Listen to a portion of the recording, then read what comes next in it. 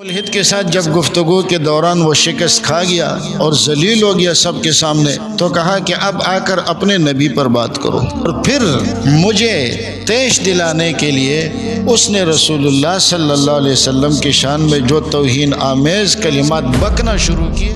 آپ علیہ الصلوۃ والسلام اکیلے ہیں، چند صحابہ آپ کے ساتھ ہے، سوشل بائیکاٹ کیا جا رہا ہے، ہجرت پر مجبور کیا جا رہا ہے، اور اس سے پہلے پیشکش بھی کر رہا ہے اگر آپ کو سرداری چاہیے ہم آپ کو اپنا سردار بنا لیتے۔ لوگ آ کر کہتے کہ لوگ اپنے بادشاہوں کو سجدہ کرتے ہیں، آپ بھی ہمیں اجازت دیں ہم آپ کو سجدہ کریں۔ آپ علیہ الصلوۃ والسلام نے منع فرمایا خود کو۔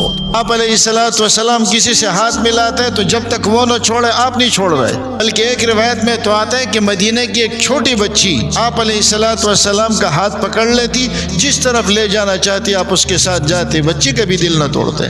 آپ علیہ الصلوۃ والسلام جب راستے پہ جاتے تو صحابہ سے کہتے کہ پیچھے پیچھے نہ چلا کرو، اس لیے کہ یہ ایک متکبرانہ انداز ہے، ساتھ ساتھ چلو میرے۔ یہ وہ چیز تھی کہ جو نبی علیہ الصلوۃ والسلام صحابہ سے کروانا چاہتے تھے۔ آپ علیہ الصلوۃ والسلام کھانا کھاتے تھے، غلاموں کی طرح کھانا کھاتے تھے۔ ہمارے چینل صدوخانی سپیچز کو سبسکرائب کریں اور بیل کے آئیکن کو پریس کریں تاکہ آپ کو ہمارے چینل پر آنے والی لیٹسٹ ویڈیوز سب سے پہلے ملے۔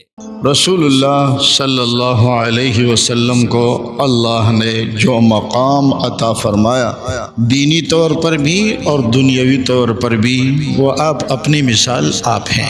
آپ کو جو شہرت اللہ نے عطا فرمائی، جو عزت عطا فرمائی، پھر مسلمانوں کے دلوں میں رسول اللہ صلی اللہ علیہ وسلم کی جو عقیدت ہے، یہ بات ملحدین کو بہت چبھتی ہے کہ مسلمان رسول اللہ صلی اللہ علیہ وسلم کی اتنی عزت کیوں کرتے ہیں، اور اس کے لیے وہ سر عام جو بکواسات کرتے ہیں اس پر کوئی پابندی نہیں ہے کہ کسی مسلمان کی دل آزاری ہو رہی ہے، سنا نہیں جاتا۔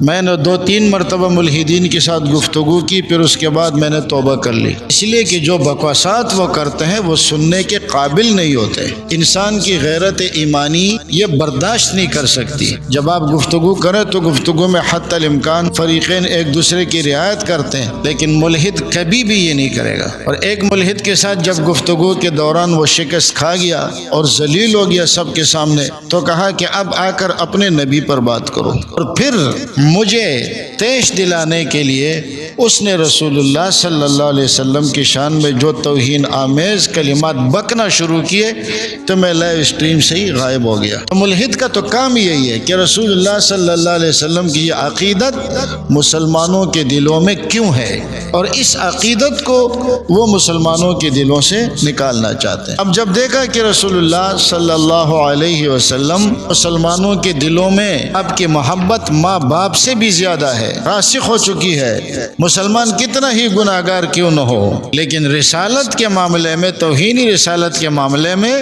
گناہگار سے گناہگار اور ادنا سے ادنا مسلمان بھی یہ برداشت نہیں کر سکتا۔ تو اب جو دیکھا کہ رسول اللہ صلی اللہ علیہ وسلم تو اپنی امت کے امام ہے، مقتدا ہے، پیشوا ہے، تو اعتراض کرنے لگے کہ آپ علیہ الصلوۃ والسلام نے جو دین کی دعوت دی ہے اور پوری دنیا کے اندر صحابہ جو گئے، نعوذ باللہ آپ کا مقصد یہ تھا کہ لوگ میری تعظیم کرے اور لوگ مجھے اپنا لیڈر بنائے، یہ صرف اپنی ذات کے لیے نعوذ باللہ نبی علیہ الصلوۃ والسلام نے اس دین کو اتنا چلایا۔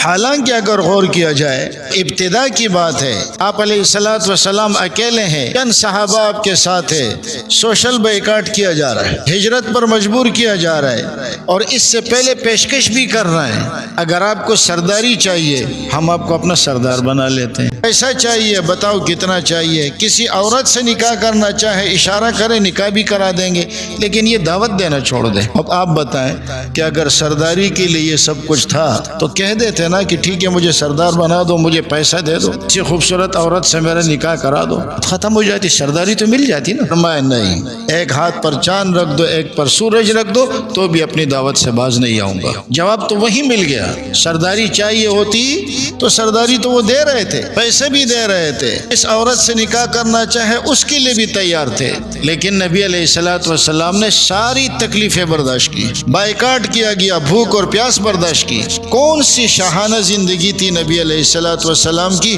کہ جس پر آپ اعتراض کریں؟ حضرت عائشہ صدیقہ رضی اللہ تعالی عنہ فرماتی ہے ہم ایک چاند دیکھتی، دوسرا دیکھتی، تیسرے چاند دیکھتی، 2 مہینے گزر جاتے، گھروں میں چولہا نہیں جلتا تھا۔ یہ ہے وہ عیاشی، یہ ہے وہ چیز کی جس کے لیے نبی علیہ الصلوۃ والسلام اتنی کوشش کر رہے ہیں۔ زندگی کا حال تو یہ ہے، گھروں میں کئی دن تک چراغ نہیں جل رہا، گھروں میں کئی دن تک کھانے کو کچھ نہیں ہے، پانی پہ گزارا کر رہے، کھجور پہ گزارا کر رہے۔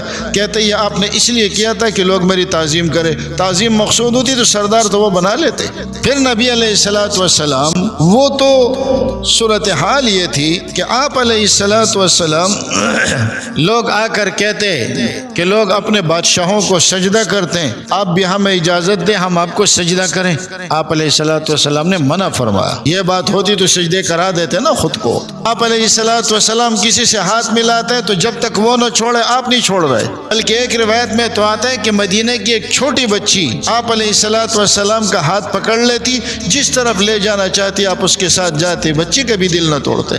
آپ علیہ الصلوۃ والسلام جب راستے پہ جاتے تو صحابہ سے کہتے کہ پیچھے پیچھے نہ چلا کرو، اس لیے کہ یہ ایک متکبرانہ انداز ہے، ساتھ ساتھ چلو میرے۔ یہ وہ چیز تھی کہ جو نبی علیہ الصلوۃ والسلام صحابہ سے کروانا چاہتے تھے۔ آپ علیہ الصلوۃ والسلام کھانا کھاتے تھے، غلاموں کی طرح کھانا کھاتے تھے، سادہ زندگی بسر کی ہے۔ بڑی دولتیں آئی ہے، یہ نہیں ہے کہ نہیں آئی، فتوحات ہوئی ہے، لیکن نبی علیہ الصلوۃ والسلام کا حال تو یہ ہے کہ ایک مرتبہ نماز پڑھائی اور نماز پڑھانے کے فوراً بعد سیدھے گھر میں جلدی چلے گئے۔ صحابہ پریشان ہو گئے، آپ دوڑتے ہوئے گھر کی طرف کیوں چلے گئے؟ اور پھر واپس آئے، فرمایا کہ چاہے سونے کا ایک ٹکڑا تھا اور وہ میں صدقہ کرنا بھول گیا تھا، تو میں گھر میں گیا، میں نے حکم دیا کہ اس کو فوراً گھر سے نکال دو۔ کیا میراث چھوڑی ہے رسول اللہ صلی اللہ علیہ وسلم نے؟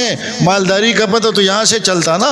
آپ علیہ الصلوۃ والسلام جب اس دنیا سے تشریف چل لے گئے تو آپ علیہ السلام کی زرہ ایک یہودی کے پاس رہن رکھوائی ہوئی تھی، کون سا مال نبی علیہ السلام نے جمع کیا؟ اور پھر نبی علیہ الصلوۃ والسلام کی حالت یہ تھی کہ آپ نے یہ فرمایا کہ ہمارے انبیاء کا کوئی وارث نہیں بنتا، ما ترکنا صدقہ، جو ہم چھوڑ دیتے ہیں وہ سارا صدقہ ہے۔ اس اصول کو بیان کرنے والے کے بارے میں کہتے ہیں کہ وہ تعظیم کرانا چاہتے تھے، پیسہ مقصود تھا، دولت مقصود تھی۔ دولت مقصود ہوتی تو آپ اپنے اہل بیت پر صدقات اور زکوٰۃ کو حرام نہ قرار دیتے۔ یہ بھی اعتراض کرتے ہیں کہ مسلمانوں سے پیسہ بٹورنے کے لیے یہ سب کچھ تھا، تو بھائی صدقات اور زکوٰۃ کو اگر آپ یہ کہتے ہیں کہ مسلمانوں سے پیسہ بٹورنا ہے تو اپنے خاندان پر تو آپ نے اس کو حرام قرار دے دیا، کس کے لیے بٹورنا ہے؟ انسان جب نبی علیہ السلام کی سیرت کا بھی مطالعہ کر لے نا تو ان سارے اعتراضات کا جواب خود ہو جاتا ہے۔ کہتے آپ علیہ الصلوۃ والسلام کا مقصد یہ تھا کہ آپ لوگوں سے پیسہ جمع کرے اور لوگ آپ کی تعظیم کرے۔ آپ علیہ السلام نے اپنی تعظیم نہیں کرائی، باوجود اس کے کہ آپ کائنات کے افضل ترین انسان ہے، باوجود اس کے کہ اللہ رب العزت نے آپ کو جو مقام عطا فرمائے وہ بہت اعلیٰ ہے، لیکن آپ کی زندگی دیکھیں تو انتہائی سادہ اور زندگی ہے۔